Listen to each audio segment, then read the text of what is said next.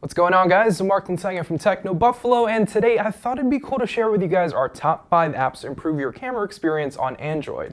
Now, there are hundreds, maybe even thousands of photo and video apps on the Google Play Store, but we believe these are the best right now. So let's go ahead and get started. Now, the first one on our list is Google Camera. It's free from the Google Play Store, and it's pre-installed on devices like the Google Nexus 5 and the Google Nexus 6. It's very simple to use, and there are very few settings to mess with. If you're using a Samsung, an HTC, or an LG device and want something simplistic, just use this one.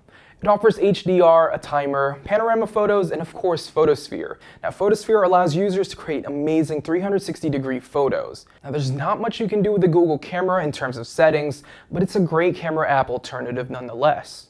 Number 2 is Camu. It's also free from the Google Play Store, and what's unique about this app are the unique live filters, which you can see right away in either photo or video mode. Now, when you launch the app, you're greeted with a camera, and you can either swipe right or left to change filters, and you've got other shooting modes or effects when you press on this button here. You can shoot in a few different collage modes, and you can also shoot in squares so you can frame it just right for Instagram. It's got a clean interface that I really like, very much like the Google Camera app, and it offers different effects and filters that other stock camera apps don't offer. Now, other than those live filters, you can edit the pictures, add text, add blur, and also add another layer of filter if you want. Camu is a great secondary camera if you want to have fun and use filters.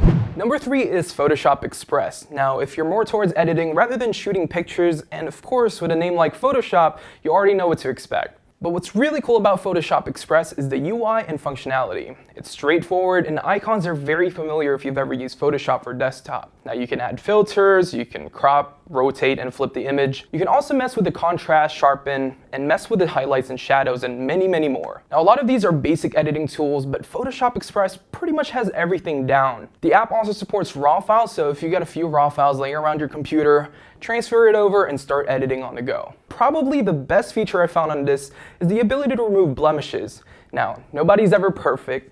Whoa, that just got a little too deep.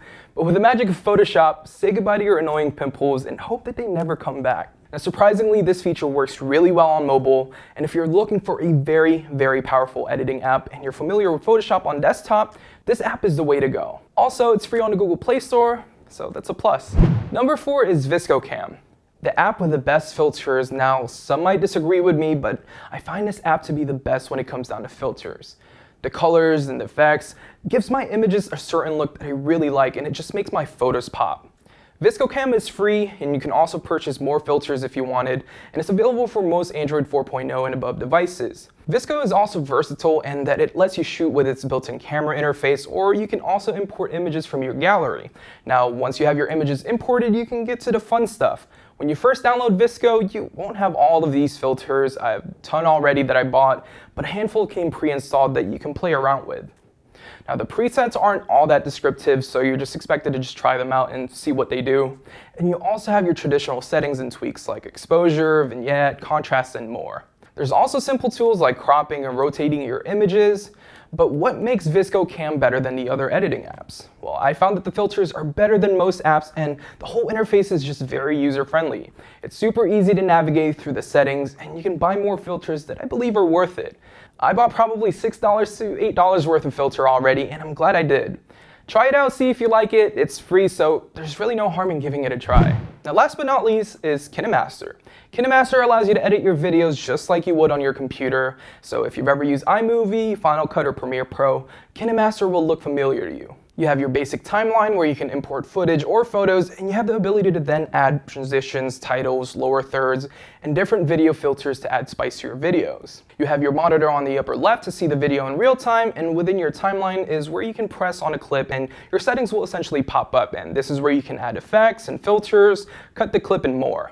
This is where your settings and tweaks will live. The circular buttons on the right-hand side is where you can add your music, photos, videos, change themes, and you'll be able to record video, audio, and take a photo directly from the app. KineMaster is free, but the only caveat here is you have that silly watermark in your video. So if you want that out of your video, you have to pay $4.99 a month or $40 a year, which is quite a bit. I would rather pay for the app straight up rather than paying monthly for a subscription service. Anyways, that's it for this video, guys. If you guys found this video helpful, make sure to let us know in the comment section down below. Let us know what you guys use on your Android devices. And as always, I'm Mark Linsanger from Techno Buffalo. I'll see you guys in the next one. Thank you guys so much for watching this video, and if you guys would like to see more, make sure to hit that subscribe button down below. And we'd like to play video games every now and then in this office, so make sure to check us out at twitch.tv/technobuffalo, and we hope to see you guys there.